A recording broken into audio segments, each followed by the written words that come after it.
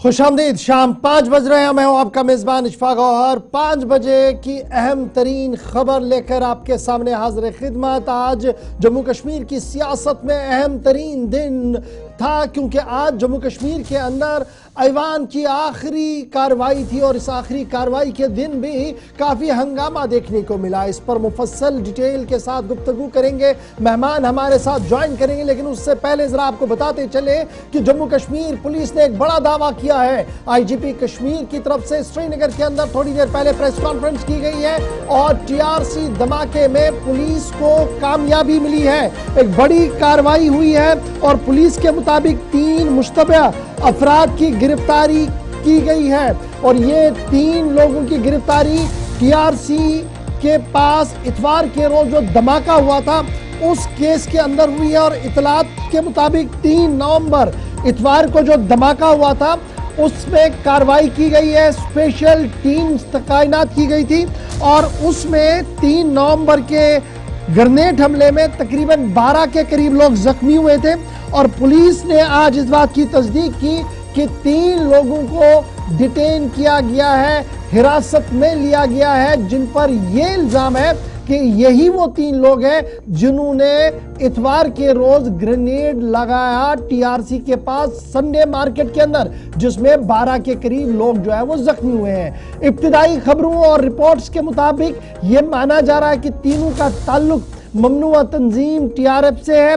और बाज़ाब्ता तौर पर पुलिस ने कोठीबाग पुलिस स्टेशन के अंदर एक एफआईआर दर्ज की है।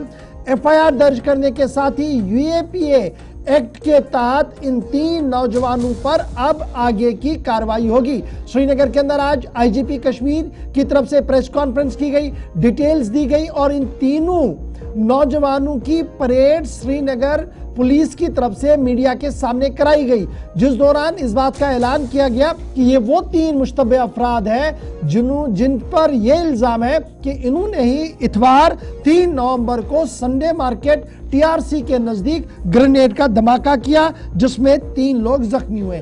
तीनों का ताल्लुक श्रीनगर के इखराजपोरा इलाके से है और इनकी शिनाख्त यासीन शेख, उमर फयाज, अफनान मंसूर के तौर पर पुलिस की तरफ से की गई है। पुलिस ने इस बात की तस्दीक की कि हमला जिस दिन हुआ, जिस तरीके से हुआ, उसके फौरन बाद पुलिस की मुख्तलिफ टीमें हरकत में आई और हरकत के आने की ये कामयाबी हुई कि जो सुराग मिले, जो सीसीटीवी फुटेज मिली, उसके बाद इस बात का पता लगा कि ये 3 लोग थे जिन्होंने ये धमाका किया और सरहद पार अपने हैंडलर्स के साथ ये राब्ते में थे, जिसके बाद इन्होंने ये धमाका कराया है। पुलिस ने आज प्रेस कॉन्फ्रेंस करते हुए इस बात का खुलासा किया। न सिर्फ पुलिस ने आज इतनी बात बताई बल्कि सोपोर एनकाउंटर पर भी तफसीली बयान देते हुए आईजीपी कश्मीर ने कहा कि एनकाउंटर के अंदर मुश्तबा मिलिटेंट मारा गया है और इस तरीके से सोपोर का एनकाउंटर इख्तिताम पजीर हुआ है। सिक्योरिटी हाई अलर्ट पर है और किसी भी तरह से उन लोगों को कामयाब होने नहीं दिया जाएगा जो अमन अमान में खलल डालते हैं। तस्वीर आपके सामने उस प्रेस कॉन्फ्रेंस की जो थोड़ी देर पहले पीसीआर श्रीनगर के अंदर हुई, जहां पर इन तीनों नौजवानों की परेड कराई गई। इन पर यह इल्जाम कि 3 नवंबर इतवार को जो ग्रेनेड हमला हुआ था टीआरसी श्रीनगर के पास, जिसमें 12 के करीब लोग जख्मी हुए थे, ये तीनों अफराद उसमें मुलविस हैं और सरहद पार सोशल मीडिया के जरिए से राब्ते में अपने हैंडलर्स के साथ थे, अपने आकाओं के साथ थे। पुलिस, आईजीपी कश्मीर के हमरा, डीआईजी और दीगर अफसरान इस प्रेस कॉन्फ्रेंस में मौजूद रहे।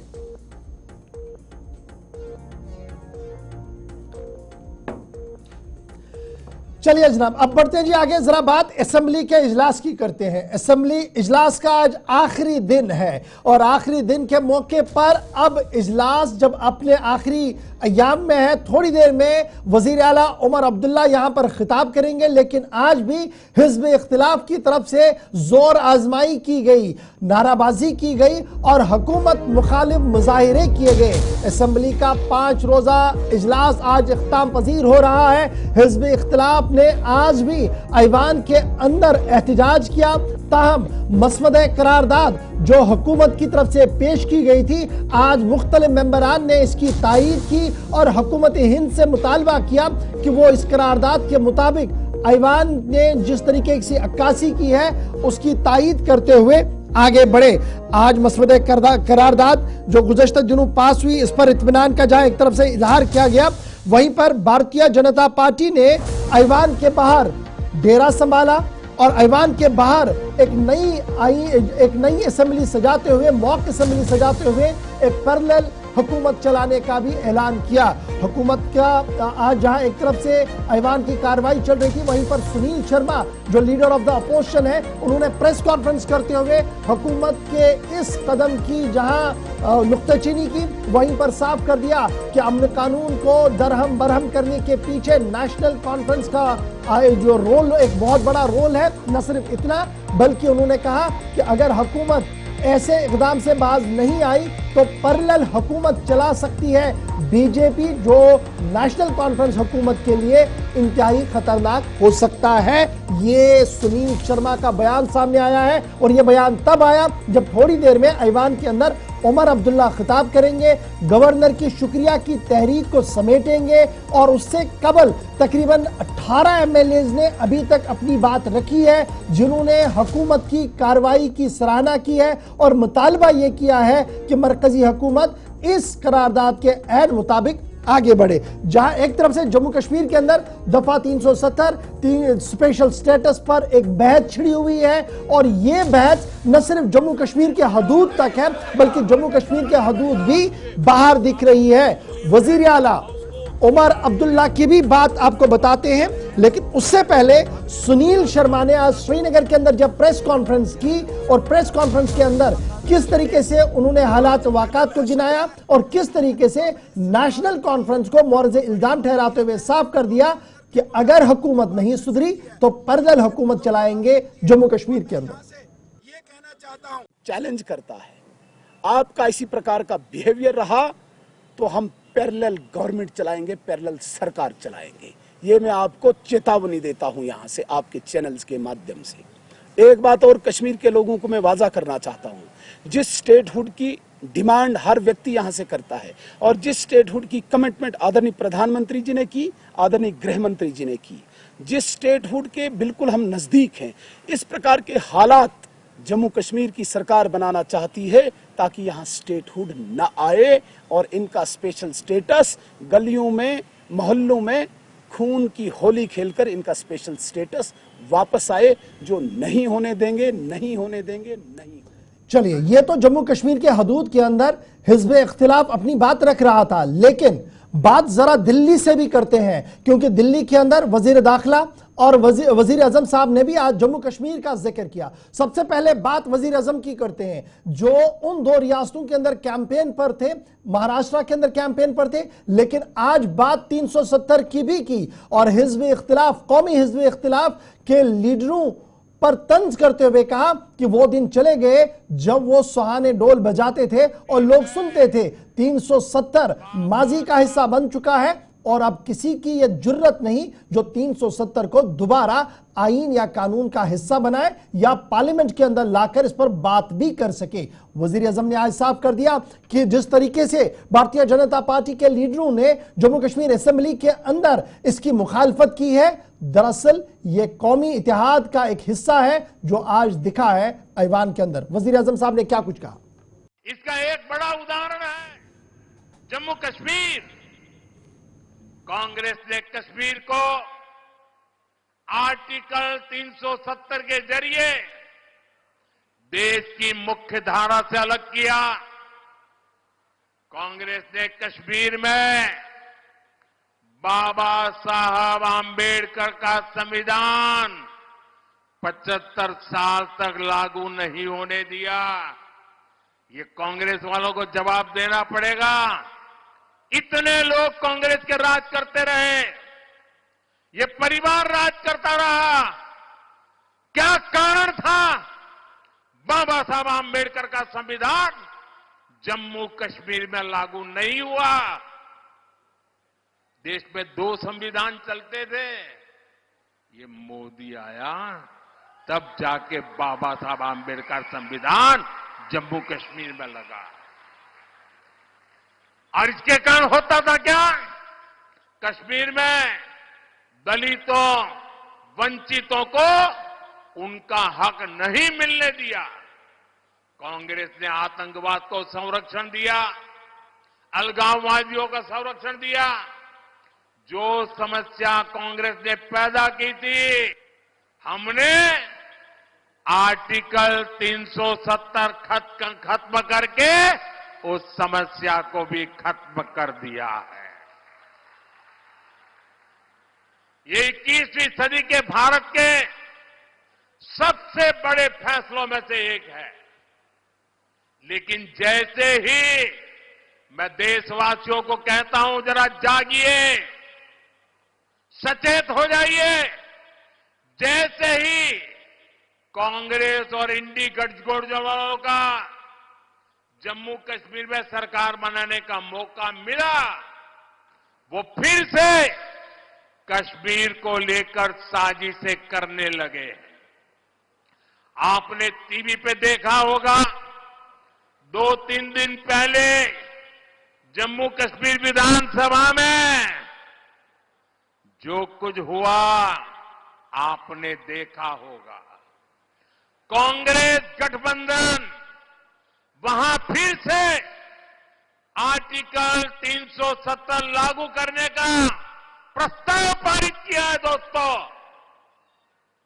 क्या ये देश स्वीकार? ये तो थी बात वजीर आजम साहब की। चुनावी दंगल देश के अंदर है और इस बीच जम्मू कश्मीर का जिक्र ना हो, और वो भी तब जब जम्मू कश्मीर की असेंबली के अंदर रेजोल्यूशन लाया गया हो, करारदाद लाई गई हो, मुज़ाकरात के जरिए से 5 अगस्त के फैसले पर बात करने की बात रखी गई हो और कानूनी और आईनी तहफ़्फ़ुज़ात को बरकरार रखने का मुतालबा किया हो। लेकिन जरा बात दाखिला वजीर साहब की भी करते हैं, जिन्होंने on the floor of the house statehood की भी बात कही थी और मुनासिब वक्त पर मुनासिब फैसले लेने की भी बात कही थी। आज किस तरीके से उन्होंने 370 और 35 के मामले को याद कराते हुए कहा कि ये किस्सा माजी का है, अब मुस्तकबिल में इस पर कोई बात नहीं होगी। कश्मीर जो है हमारा है या नहीं है? जोर से बोलो, है या नहीं है? धारा 370 हटनी चाहिए थी या नहीं हटनी चाहिए थी? जोर से बोलो, हटनी चाहिए थी या नहीं हटनी चाहिए? एक कांग्रेस, एनसीपी, नकली शिवसेना, शरद पवार की एनसीपी, ये कहते हैं कश्मीर में धारा 370 नहीं हटनी चाहिए।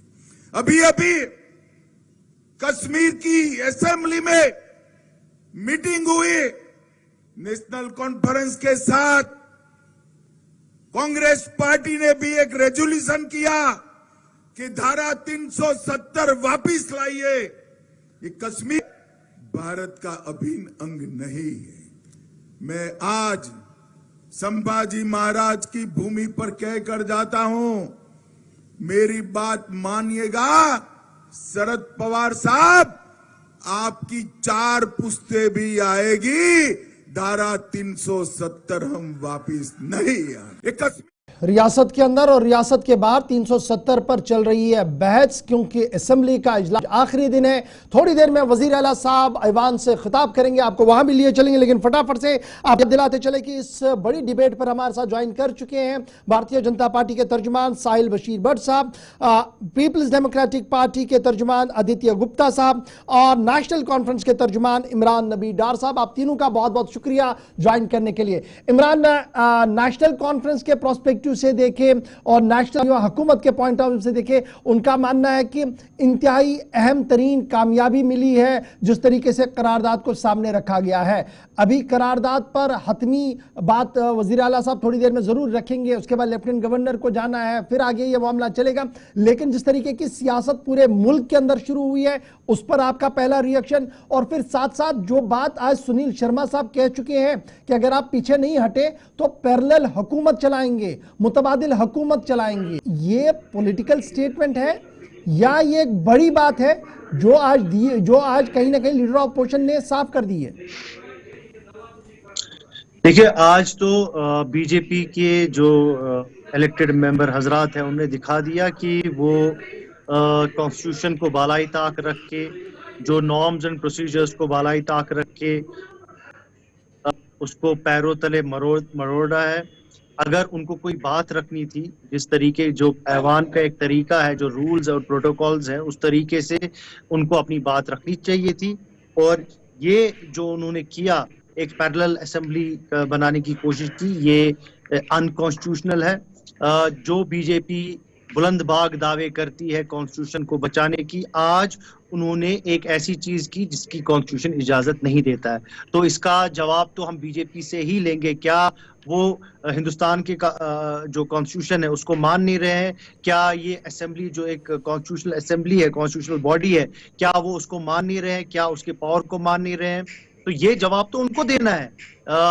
बाकी रही बात जो रेजोल्यूशन की आप बात कर रहे हैं, रेजोल्यूशन देखिए, नेशनल कॉन्फ्रेंस का एक अपना स्टैंड इलेक्शन से पहले भी रहा है कि हमने 2019 में अगस्त 5 को हुआ, वो हमने कभी काबिल कबूल न किया था न कभी करेंगे। वो एक यूनिलैटरल डिसीजन था, वो अनकॉन्स्टिट्यूशनल था। हमने उसके लिए बहुत लड़ाई की। खैर अब उसमें कभी ऊपर नीचे हुआ, लेकिन आज जो असेंबली, जो कल असेंबली ने एक resolution, clear cut resolution pass किया, जिसमें हमने क्लियरली ये लिखा हुआ है कि जो हकूक जम्मू कश्मीर के पास थे उन हकूकों को वापस दिया जाए। स्पेशल स्टेटस की हमने बात की। हम कोई ऐसी चीज नहीं मांग रहे हैं जो कॉन्स्टिट्यूशन में नहीं है, जो एंटी नेशनल कोई ऐसी चीज नहीं मांग रहे हैं। हम यहाँ के लोगों की, जिसमें जम्मू के, कश्मीर के, जिसमें हिंदू आते हैं, सिख आते हैं, मुस्लिम आते हैं, क्रिश्चियन आते हैं, पहाड़ी आते हैं, गुजर आते हैं, शीना आते हैं, हर कोई तबका फिक्र के लोग जिसमें आते हैं, उनकी बहबूदी के लिए, उनके फायदे के लिए हम चाहते हैं कि उनके लिए स्पेशल प्रोविजंस रखी जाए। और ये कोई नई बात नहीं है, ये हिंदुस्तान के बहुत सारे स्टेट्स में है। ठीक है जी, लेकिन को ये प्रॉब्लम है। इंपॉर्टेंट है ना, एक तो कि मॉक असेंबली जो बाहर हमने देखी, ये हिजब इख्तिलाफ का रोल रहा है। जब नेशनल कॉन्फ्रेंस भी हुआ करती थी वो भी इस तरीके से करती थी, लेकिन आज लीडर ऑफ अपोजिशन ने प्रेस कॉन्फ्रेंस करते हुए कि वो मुतबादिल हुकूमत चलाएंगे, पैरेलल गवर्नमेंट चलाएंगे, और ये बड़े दो टोक अल्फाज में उन्होंने कहा है। देखिए, मैं तो इस पे एक ही बात बोलूंगा कि दिल को खुश करने के लिए गालिब ये ख्याल अच्छा है। वो और मतलब कोई रोक नहीं सकता है ख्वाब देखने में। वो बहुत ख्वाब देख रहे थे, इससे पहले भी उन्होंने ख्वाब देखे कि हमको यहाँ पर चीफ मिनिस्टर बीजेपी का लाना है। वो ख्वाब भी उनका पूरा नहीं हुआ। ये अब बेचारे अब हुकूमत तो चला नहीं पाए, अब वो दिमागी घोड़े ऐसे दौड़ा रहे हैं, तो दौड़ाने दीजिए। बाकी मैं आपको बस ये बोल रहा हूँ कि ये बीजेपी एंटी कॉन्स्टिट्यूशनल जो काम कर रही है, इनको इन चीजों से एतराब करना चाहिए, रुकना चाहिए, और कॉन्स्टिट्यूशन के जो एक प्रोटोकॉल है, जो एक सिस्टम है, उसकी कदर करनी चाहिए। डेमोक्रेटिक इंस्टीट्यूशंस की कदर करनी चाहिए, डेमोक्रेटिक सिस्टम की कदर करनी चाहिए, न कि अपनी सियासत चमकाने के लिए, अपने लोगों को खुश करने के लिए ये डेमोक्रेसी का कत्ल करेंगे। ओके जी, आदित्य गुप्ता जी, आदित्य गुप्ता साहब, आपने प्राइम मिनिस्टर साहब को भी सुना, आपने होम मिनिस्टर साहब को भी सुना। ऐवान के अंदर जिस तरीके से पिछले 5 दिन से कार्रवाई चल रही है, वो सबके सामने किसी से ढकी छुपी नहीं, और एक ही मुद्दा उसमें था कि गवर्नर एड्रेस के अंदर सब खामोश थे, सबको लगा ऑल इज गुड, लेकिन अचानक से नेशनल कॉन्फ्रेंस का रेजोल्यूशन आया, फिर पीडीपी ने अपने तरीके से लाने की कोशिश की, सजाद गनी लोन साहब रेजोल्यूशन लाने की कोशिश कर रहे हैं। ये जो रेजोल्यूशन पे रेजोल्यूशन लाने की कोशिश है, अगर आप सब एक पेज पर है तो एक रेजोल्यूशन पर हम सब एक क्यों नहीं है? एक तो सवाल ये भी है। और जिस तरीके का माहौल अब बन रहा है पूरे देश के अंदर, इसे पीपल्स डेमोक्रेटिक पार्टी कैसे देख रही है? पहले तो शुक्रिया, मेरे फेलो पैनलिस्ट को भी नमस्कार मेरी तरफ से। देखिए, ऐसा है कि बार बार रेजोल्यूशन लाने की जो वजह हो रही है वो इसलिए क्योंकि जो रेजोल्यूशन नेशनल कॉन्फ्रेंस ने पेश किया, जो डिप्टी चीफ मिनिस्टर साहब ने पेश किया, वो उतना क्लियर मैसेज नहीं देता था। देखिए, आपको कुछ भी करना है, सबसे पहले आपको कंडेम करने हैं एक्ट 5 अगस्त 2019 के। 5 अगस्त 2019 को ना सिर्फ आर्टिकल 370 खत्म किया गया, 35A खत्म किया गया, हमारी सियासत को भी दो फाड़ किया गया, लोगों को जेलों में बंद किया, जिसमें अगर ऐसा नहीं गया, नेशनल कॉन्फ्रेंस के अपने टॉप लीडर सारे जेलों में बंद रहे। आज तक लोग जेलों में हैं, आज तक डिटेंशंस हो रही हैं, आज तक हमारे हकों को दिया जा रहा है। जर्नलिस्ट अंदर जेलों में बैठे हुए हैं, they are not allowed to speak. वो एक्ट्स जो थे 5 अगस्त को, वो 5 अगस्त को जो तबाही की गई है जम्मू कश्मीर के साथ, जिसमें जम्मू कश्मीर की कोई से नहीं थी, उस चीज का एक रेजोल्यूशन मूव करना था कि जम्मू कश्मीर की आवाम इस 5 अगस्त 2019 को जो बीजेपी और सेंट्रल गवर्नमेंट ने किया, हम उसको नकारते हैं, हम उसको कंडेम करते हैं। तो वर्ड कंडेम मिसिंग है। दूसरी बात यह है कि रेस्टोरेशन ऑफ आर्टिकल 370 एक प्राइम फोकस है, ऐसा नहीं है कि हमने कहीं ला कर दिया। ये नेशनल कॉन्फ्रेंस का अपने मैनिफेस्टो का भी हिस्सा रहा। तो जब आप रेजोल्यूशन मूव कर रहे हैं असेंबली में और आपको पता है मेजोरिटी गवर्नमेंट है, आप पास भी कर सकते हो उसको आराम से, तो आर्टिकल 370 ना लिखने का क्या वजह है? और जब अभी मैं सुन रहा था नेशनल कॉन्फ्रेंस के मेरे दोस्त को, उन्होंने कहा था कि हम स्पेशल स्टेटस लाना चाहते हैं जो बाकी स्टेट्स में भी है। सर, यही तो बात थी। जम्मू कश्मीर एक अलग रियासत थी, अलग किस्म से हम लोगों को ट्रीट किया जा रहा था। ये शेख साहब की लेगेसी थी, जिसको आपने भी एकदम आपने कह दिया कि नहीं साहब, जो बाकी स्टेट्स में भी था। You want to become like Himachal, please stand up and say कि रेजोल्यूशन। आदित्य, मैं आपको 2 मिनट के लिए रोक रहा हूं क्योंकि आपका ऑडियो ब्रेक हो रहा है। जब तक आपकी ऑडियो लाइन ठीक होती है, साहिल बशीर साहब फटाफट से जरा आप भी डिबेट में आइएगा और व्यू पॉइंट को जरा क्लियर कीजिएगा। नेशनल कॉन्फ्रेंस का बराह रास्त इल्जाम है कि सपने देखिएगा, ख्वाब देखिएगा, ख्वाब कब शर्मिंदे ताबीर होंगे वो तो आने वाला वक्त बताएगा, लेकिन आप जो कुछ कर रहे हैं ये गैर आईनी है, गैर पार्लिमानी है और आप धोखा दे रहे हैं रियासत की आवाम को। गवर्नर साहब, let me be very clear on this. सबसे पहली बात, जो रेजोल्यूशन इन्होंने आगे किया वो रेजोल्यूशन में ये क्लियर नहीं है कि ये मांग क्या रहे हैं। इनके मैनिफेस्टो में 370 की बात हुई है।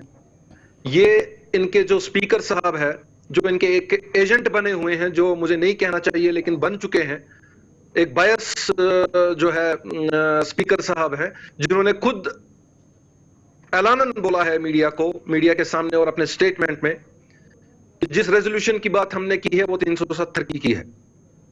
वो इसलिए बता रहे हैं क्योंकि वो फंस चुके हैं। रेजोल्यूशन में कहीं 370 का जिक्र नहीं है, सिर्फ स्पेशल स्टेटस का है। जिस चीज को ये गैर ऐवानी बोल रहे हैं, जिस चीज को ये अनकॉन्स्टिट्यूशनल बोल रहे हैं, ये मुझे एक जगह दिखाएं अभी तक कॉन्स्टिट्यूशन में जम्मू कश्मीर के अंदर का स्पेशल स्टेटस कहां पे लिखा हुआ है जो ये वापस मांग रहे हैं। डे 1 से, मैं डे 1 की बात नहीं करूंगा, सिंस 1947, चाहे प्लेबिसाइट फ्रंट की या इनकी बात करें नेशनल कॉन्फ्रेंस की, उसके बाद में इनकी ऑटोनॉमी की बात करें, जब जब इन्होंने कांग्रेस के साथ सरकार बनाई है तब तब इनका जो कार्यकाल रहा है, मैं बिल्कुल भी नहीं कोताही बोलूंगा कि ये एक ऐसी कातिलाना पार्टी है जिनका हिसाब देना अभी बाकी है। साहिल बशीर, यहाँ के लोगों को बीजेपी को यह ऐतराज है कि क्लियर कट 370 नहीं लिखा है, या बीजेपी को यह ऐतराज है कि रेजोल्यूशन आया क्यों? ये बड़ा कंफ्यूजन आप पैदा कर रहे हैं मेरे दिमाग में। देखिए, कंफ्यूजन कोई नहीं है, हम सिर्फ लोगों के सामने इनका असली चेहरा ला रहे हैं।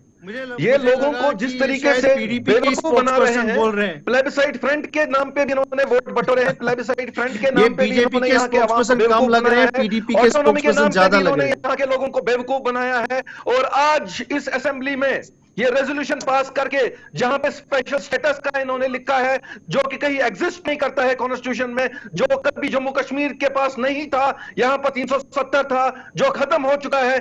आज उस 370 का जिक्र इन्होंने नहीं किया, लेकिन जब ये फंस जाते हैं, साहिल बशीर, बीजेपी को यह है कि 370 नहीं लिखा, क्या ये परेशानी?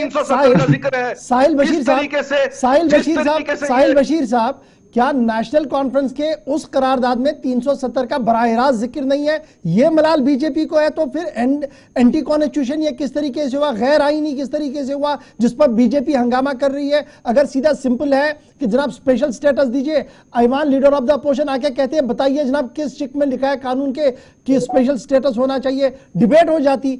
आप तो अभी किसी और चैप्टर में चले गए इस पूरे मामले को लेकर। नहीं, हम किसी और चैप्टर में नहीं जा रहे हैं गवर्नर साहब। हमारा मंसूबा बिल्कुल क्लियर है।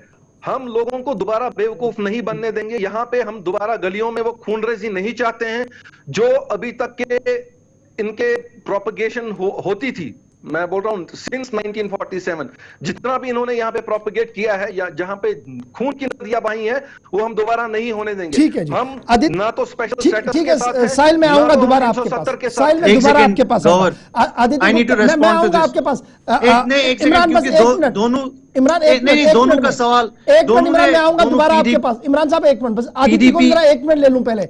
इमरान साहब, क्या ये अपना आदित्य साहब, क्या जिस तरीके से बीजेपी को यह मलाल है कि क्लियर कट रेजोल्यूशन नहीं है, वेग अल्फाज लिखे गए हैं, कुछ ऐसा लिखा गया है जो कानून में नहीं है, कहीं ना कहीं पीडीपी भी उसी लाइन को टो करती हुई नजर आ रही है कि जनाब आपने 370 को सही तरीके से नहीं लिखा, 5 अगस्त को इलॉबरेट करके नहीं लिखा। क्या मैं ये मानूं कि आपका पार्टी लाइन भी यही है जिस तरीके से बीजेपी का एक पार्टी लाइन खींचा गया है? नहीं, बीजेपी की पार्टी लाइन तो गौर साहब, ये सुनने के बाद उतना ही कंफ्यूज मैं भी हूं जितना आप हैं। क्योंकि कल तो मैंने वो WWE के रेसलर्स नहीं होते, वो छलांगे मारते हैं एक बेंच से दूसरे बेंच तक, वो तमाशा देखा। आज मैं देख रहा हूं कि आज बीजेपी के स्पोक्स पर्सन को ये दुख हो रहा है कि आर्टिकल 370 नहीं लिखा। साहब मोदी जी सुन लेंगे तो उनको तो ऐसे ही वो परेशान हो जाएंगे कि साहब ये क्या बात बोल दी। See, it is a joke. BJP has turned into a joke in Jammu and Kashmir. 29 MLA. गलत तरीके से आप रेजोल्यूशन को सपोर्ट नहीं करते हैं. You should stand up, have guts, speak. God, I come from Jammu. I know that majority of people here want the land rights to be restored. They want the jobs to be restored. These 29 people had no idea कि इनको क्या बोलना है वहां पर. इनको कोई dictate नहीं था. आप देखा आप खुद देखे कि 10 लोग बेंच के ऊपर खड़े होकर तमाशा कर रहे हैं असेंबली के अंदर. क्या मैसेज जा रहा है कि 6 साल के बाद असेंबली लगती है. आपको लगता है कि 6 साल के बाद थ्रेटिक्स करेंगे. आप जय श्री राम के नारे लगा रहे हैं in opposition to article 370. Please BJP, please explain it to me how Jai Shri Ram was in conflict with article 370. मतलब आपकी नलायकी और आपके इंटेंट को क्वेश्चन, आपकी तो नलायकी एक्सपोज हो mind your language. Mr. Advocate, mind your language. कि आप नालायकी आपकी है, नालायकी और बेशर्मी आप लोगों की है. आपके खून की नदियां बहाई हैं आप लोगों ने, कातिल हो यहाँ के नौजवानों के. उसमें से 4 या 5 I personally feel कि they talk well, they are stronger leaders, they represent a good segment of people. लेकिन उनको भी यही करना था. एक एजुकेटेड एडवोकेट होने के बावजूद you are misusing the words, थप्पड़ you मार are रहे हो abusing some honorable members. यार आपके पूरा आप लगाकर आराम से बैठ के बात करते वहां पर. आप अपना पॉइंट ऑफ व्यू रखते so that it becomes a part of the record. Now part of the record is that BJP 29 MLAs have been picked up and thrown out of the assembly. अच्छा जी, एक minute Aditya साहिल बशीर साहब, आप दोनों रुकेंगे. आदित्य साहब, एक चीज जरा आपसे भी सुनना चाहूंगा. एक तरफ से जो नेशनल कॉन्फ्रेंस लेड इस वक्त गवर्नमेंट है उसमें आपका भी समर्थन है, पीपल्स डेमोक्रेटिक पार्टी का भी समर्थन है, और यह कहा गया कि जब यह फैसला लिया गया कि रेजोल्यूशन आएगा उसमें कोलिशन पार्टनर जितने भी है जिन्होंने सपोर्ट किया है सबको ऑन बोर्ड लिया गया था. तो उस वक्त ये जहन में नहीं आया कि जनाब लैंग्वेज थोड़ा टाइट होना चाहिए, क्लियर होनी चाहिए, जो बाद में आप एक वो पेज लेकर आए ऐवान के अंदर? No God, I think you have mistaken it. ऐसा है कि पहले स्पीकर साहब ने बोल दिया था कि 4 तारीख को उनको वहीद का रेजोल्यूशन मिला ही नहीं, ना उनको सुनाई दिया वहीद की पहचान. वो आपको भी पता है कितनी सुनाई दी गई थी, क्योंकि हम लोगों को गैलरी में बैठ के सुनाई देगी तो स्पीकर क्या तो साउंड सिस्टम था. अपार्ट फ्रॉम दैट 6 तारीख को जो इस किस्म का रेजोल्यूशन लाया गया था, सुरेंद्र चौधरी साहब ने जो लिखा है उन्होंने अपनी ही वर्ड में वापस मुड़े हैं. अभी मेरे फ्रेंड जो 3 नेशनल कॉन्फ्रेंस है उन्होंने भी कहा कि ये बाकी स्टेट्स के अलाइंस जैसा ही हम प्रोविजन मांग रहे तो अनकॉन्स्टिट्यूशनल कहाँ है. सर आप you decide, you got votes. देखो वोट जम्मू एंड कश्मीर में एक ही बात पर हुआ था, 370 के हक में और 370 के खिलाफ. जो लोग हक में थे कि एब्रोगेट होना चाहिए वो 29 MLA चुनकर आए, जो हक में थे वो 61 थे. अगर आप 61 के हिस्से हो, आप सरकार में बैठे हैं, आप चीफ मिनिस्टर हैं, आपको हमारी तरफ से पूरी सपोर्ट है, आप अदरवाइज भी कैपेबल हैं, तो एक रेजोल्यूशन में straight way what is wrong in saying that we condemn it. ठीक है, आपके अपने पार्लियामेंट्री, आपके अपने मेंबर पार्लियामेंट का यस की वर्ड असेंबली के अंदर भी इस पर बात हुई. आदित्य, इमरान जरा 2 चीजें, एक ये कि क्लियर नहीं था, अगरचे आज बहुत सारे मेंबर्स ने कहा टेक्निकली कि किस तरीके से ये क्लियर है, लेकिन ये बात भी सही है कि 1996 में जो रेजोल्यूशन आया वो पावरफुल रेजोल्यूशन था, सरकार भी हमारी मजबूत थी, स्टेट हुआ करती थी, लेकिन बाद में हुआ क्या सबके सामने. आज उतनी स्टेट मजबूत नहीं है, यूटी है, और फिर ये इतना बड़ा रेजोल्यूशन लाना था जिसमें कुछ चीजें बड़ी क्लियर होनी चाहिए थी. कुछ क्रिटिक्स का मानना है कि यहां पर एक चूक हुई है. क्या वाकई तौर पर चूक हुई है, जो बीजेपी भी मान रही है और पीडीपी भी आपके खिलाफ है कि जनाब चूक हुई है, क्लियर कट बोल देते, ये जो उधर लेफ्ट राइट करके मांग रहे हैं ये सही नहीं है? देखिए, सबसे पहले तो मैं जो दोनों यहाँ पर हमारे भाई बैठे हुए हैं पीडीपी के और बीजेपी के, मैं पहले मुबारकबाद देता हूँ इन दोनों को, क्योंकि इन दोनों ने क्लैरिटी मांगी है कि हमारे रेजोल्यूशन पे क्या है. That means they accept the resolution was right. अब इन्होंने आज एक्सेप्ट किया ऑन द पैनल. और साथ ही साथ मैं इनको ये भी बोलना चाहता हूँ कि जो 370 की हम बात,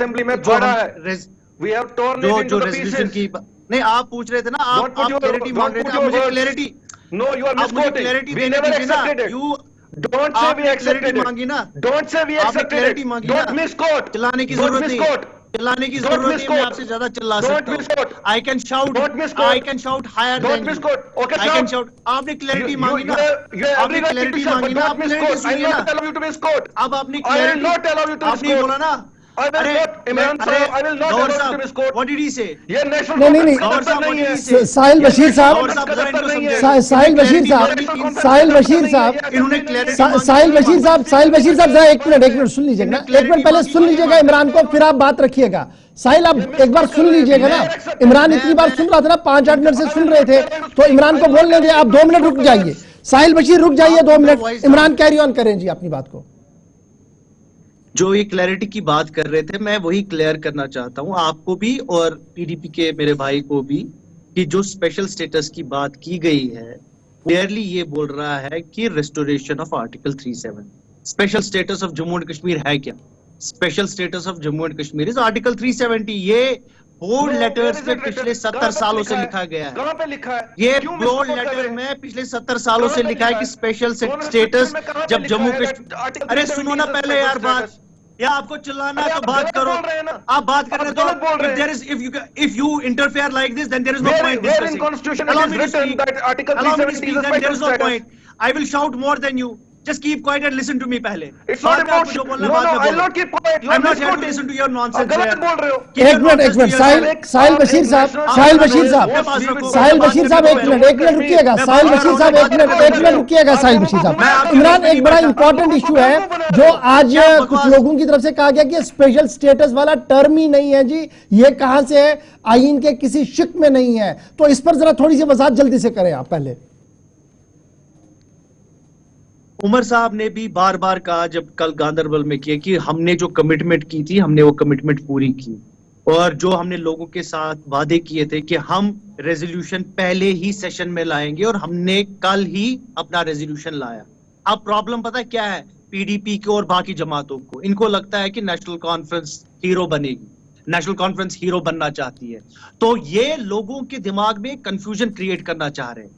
पीडीपी जो पारा साहब है, सजाद लोन साहब है, बिकॉज इनको एहसास हो गया कि एक हिस्टोरिक डेवलपमेंट हो गई है जिसका हिस्ट्री बन गई, पूरे सिर्फ हिंदुस्तान को नहीं, पूरे दुनिया में ये एक न्यूज चली गई कि नेशनल कॉन्फ्रेंस हुकूमत ने वो इकदाम किया जिस इकदाम पे कोई भरोसा नहीं कर सकता था कि ये हो पाएगा.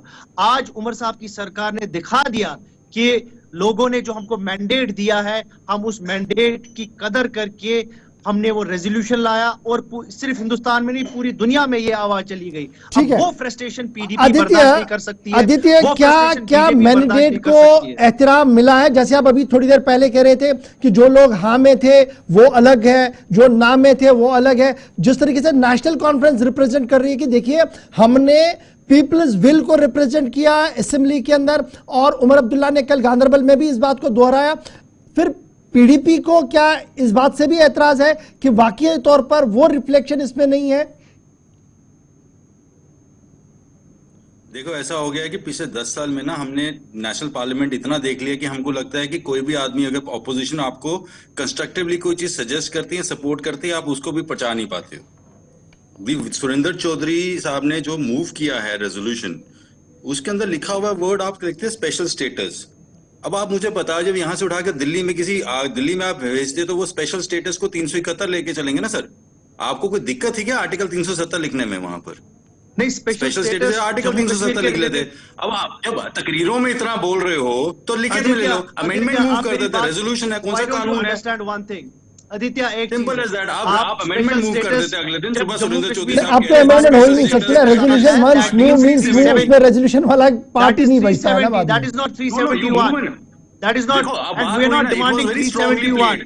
Don't. It was very smartly played. They tried to fool. मैं आपसे यही गुजारिश कर रहा हूँ कि आपको, we wanted you to become heroes, but you thought that everyone else is a fool. मैं आपसे गुजारिश यही करना चाहता हूँ कि इस बार don't fall into the trap, ये जो बीजेपी वालों ने ट्रैप बना के रखा है। चलिए मैं आप तीनों को रोक रहा हूं। साहिल बशीर साहब, आदित्य गुप्ता, इमरान डार साहब, आपका बहुत बहुत शुक्रिया। उमर अब्दुल्ला इस वक्त ऐवान के अंदर बोल रहे हैं, सीधे श्रीनगर चलेंगे जहां पर ऐवान से उमर अब्दुल्ला खिताब कर रहे हैं, चूंकि आज आखिरी दिन है और शुक्रिया की तहरीक को समेट रहे हैं वजीर आला उमर अब्दुल्ला।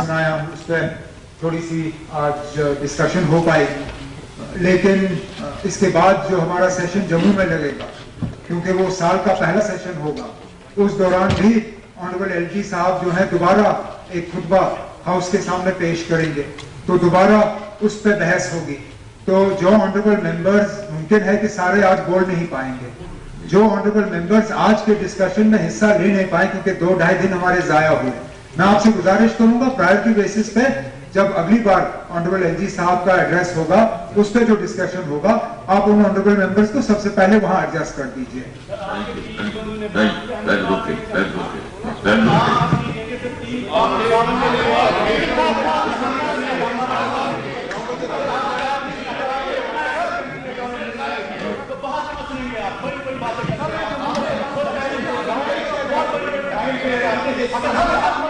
साहब आपने तो बोला है, एक सेकंड, आपको किसने खामोश किया?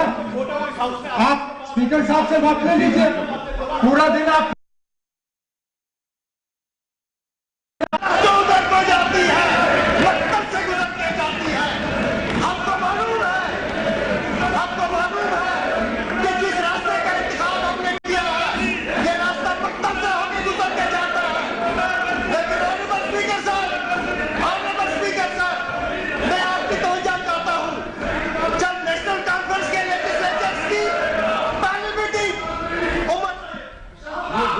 स्पीकर साहब,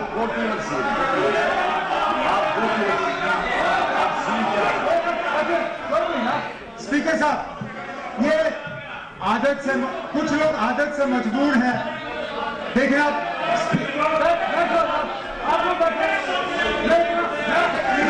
खुद संभाल सकता ना, आप सीट पर जाइए ना, सीट पर जाइए। स्पीकर साहब, आप ऑपोजिशन के 1-2 मेंबरों को एडजस्ट कर दीजिए। ट्रेजरी के जो ऑनरेबल मेंबर बचे हुए हैं, वो जब जम्मू में डिस्कशन होगा, ऑनरेबल मेंबर्स तब एडजस्ट हो जाएंगे और आप ये डिस्कशन कंप्लीट करके मुझे जवाब देने का मौका दीजिए। बड़ा साहब, एक सुना ना नायक साहब, आपने बोला, आप क्या बोल रहे हैं? आपने तो तकलीफ की है, लेकिन बड़ा साहब एक बात का ख्याल रखें, आपने 2-3 मिनट मांगे हैं, but please keep your promise. शुक्रिया सर।